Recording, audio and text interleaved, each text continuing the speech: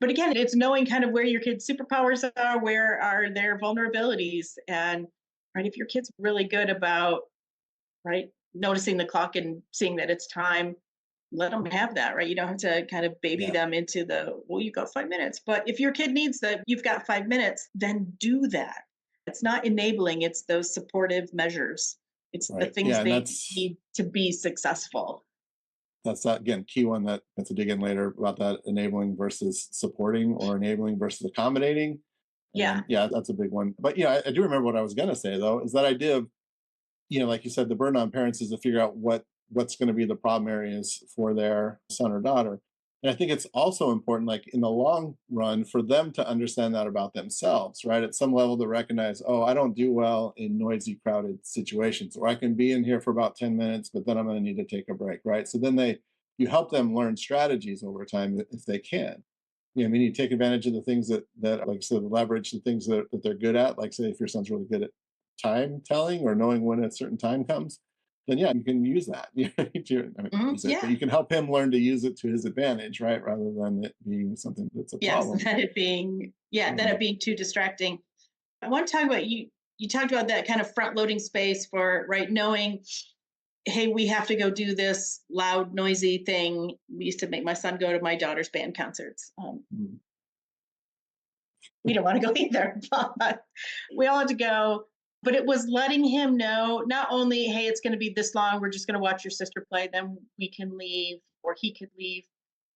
So it's not just right recognizing when they might have that, right, when they've kind of reached capacity. But I really like to make sure that, my own kid and then the kids I work with have I always call it their exit strategy. yeah, Like, where's the place that you can go? So then everyone knows. Like, if my kid gets up and walks somewhere, that's because I've told him that that's where he needs to go, right? If you need to walk, then you're going to go walk over here. If you need a quiet space, you can go down the hall. There's a room there.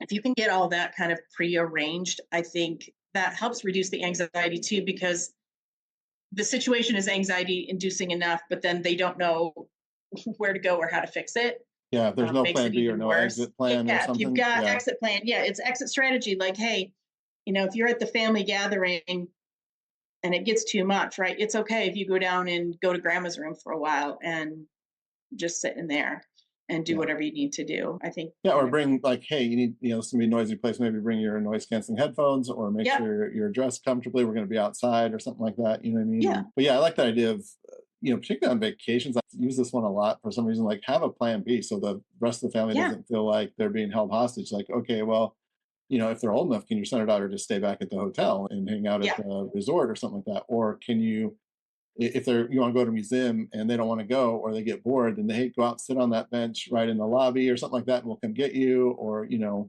have strategies and have accommodation tools, I guess, whether that's their yep, cell phone or noise canceling headphones or music or a video game or movie to yeah, watch or whatever whatever, works. right? Yeah, whatever works. I had a young woman that I was working with that really did have pretty high levels of anxiety, and they were going on vacation to a place that was familiar, but they were staying in a different. This time they were going to stay in an Airbnb instead of the hotel that they normally stayed in. And she was like, "But I don't know that place," and it really. So we just kind of set it out in advance, and parents knew that the strategy was the minute you get there, go find your space. Go find the space that you can go to, find out how far you can.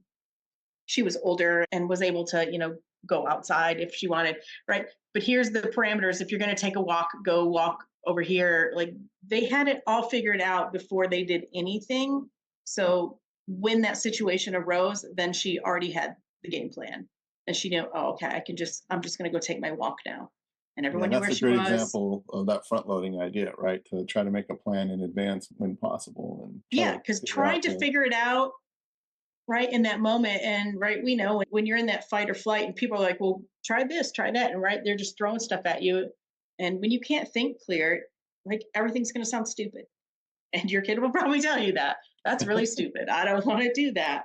But if right. you can make those thoughts and strategies way ahead of time when emotions are not dysregulated, so much better for everyone.